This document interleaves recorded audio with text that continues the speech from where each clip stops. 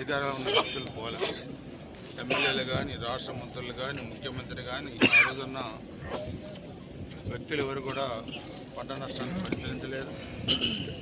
వర్షాల వల్ల పంట నష్టం జరిగినా, వర్షాలు లేక పంట నష్టం జరిగినా ఇవన్నీ కూడా ఆ ప్రభుత్వానికి పట్ల 14-19 మంది ఇచ్చిన వ్యవసాయ పనిముట్లు 19-24 మంది ఇవ్వలేం.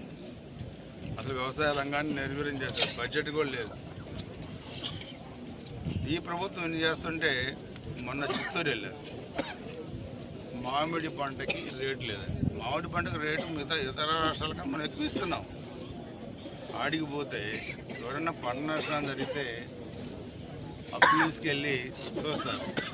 ఇక్కడ చూస్తే ట్రాక్టర్ల మీద తీసుకొచ్చి రోడ్డు మీద పోసి దాన్ని తొక్కిచ్చి దాన్ని విధ్వంసం చేసి అవన్నీ కూడా ఈ ప్రభుత్వం చేయలేదనేది కూడా చెప్పాలని వాళ్ళ ఉద్దేశం. పోలీసులు రూట్ మ్యాప్ ఇప్పుడు ఈ కారు ఏదైతే మనల్ని ఇబ్బంది పెడతా ఉందో వైసీపీ వాళ్ళు కూడా అలాగే ఇబ్బంది పెడతారు.